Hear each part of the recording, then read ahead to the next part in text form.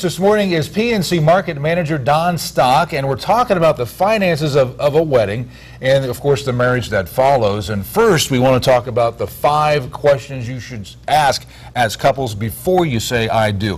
Where do we start with this? Where should that process begin, you think, Don? It should really start when you start to consider getting married. Talk about your finances, and it just be a part of communicating as part of planning the wedding. You need to talk about the income and how much income you think you guys are going to be able to bring in together. You know, what your spending habits look like. You know, are you going to place a limit on how much you can spend without discussing it with the other, with your spouse or the other partner?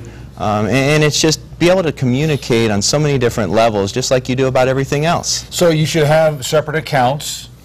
Yeah. Right? If that's what you decide as a couple. You know, some people like to have separate accounts so they can be able to keep their money separate. Others like to have a joint account where they'll be able to make sure that they're talking and trading those ATM receipts, so we can make sure that we balance the checking account. So it's really a personal preference. And then who's in charge of the budgeting when you determine the debt on each side, correct? Yeah, that's something that you know, it doesn't seem very important, but it really is important around who's going to actually pay the bills and balance the checking account, because it has to be somebody that wants to do it, and it'll be the person that will be ultimately be responsible for doing that. And then spending priorities in line, I mean, that's got to be a tough decision too. Yeah, that's probably one of the most important things that we try to cover with newlyweds or people that are thinking about getting married, is to have that discussion around how much you can spend without discussing it with the other couple. You know, what it does is that it'll enable spending limits. So if you just say, hey, you know what, we can go ahead and spend any money that we want up to $500, you know, or up to $1,000, whatever's comfortable,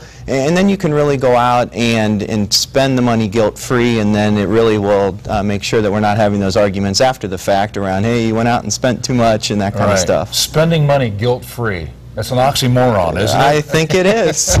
It is in my house. I mean, so you encourage separate bank accounts, so people do have some freedom. Well, we'll encourage whatever they want to do, and it really is on the personal preference. So if one of the partners isn't as detailed-oriented and doesn't keep the ATM receipts and doesn't communicate with the other partner on what they did that day or what they spent it on, then we may encourage them to have 2 accounts. But if we know that, you know, somebody can go online and look today what's happening in the account on a daily basis or an hourly basis, then, you know, maybe they can only have 1 account.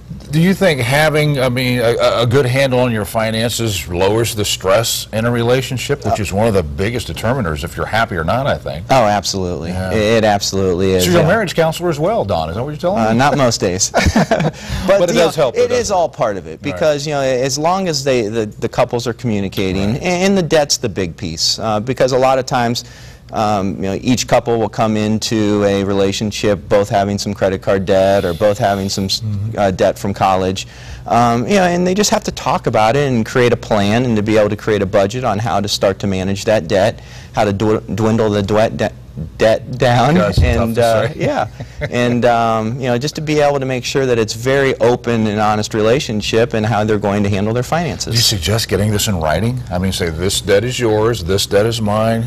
No, because ultimately it's both their debts, and so what they have to do is be able to create a plan that they both can live with to be able to manage that debt. How many, you talk about multiple accounts that you have for mine, yours, us, vacations, or how do you work it? Well, again, it's a personal preference. Whatever you want to do. It could be one where you just have the 1 checking account, 1 savings account, and be able to manage your finances through that. You know, other people like to have the separate accounts, so they can set up specifically for a college, or set up for a vacation, or just set up for emergencies. And it's just however the individuals want to personally manage their finances. Yeah, and what I would suggest is that they go in and talk to their bank and just try to determine what best method is for them to be able to manage their finances. And then you do the same thing with your 401k and retirement and everything. Absolutely, absolutely. And that's so important, because newlyweds first starting out, you know, they think about retirement being a long way off.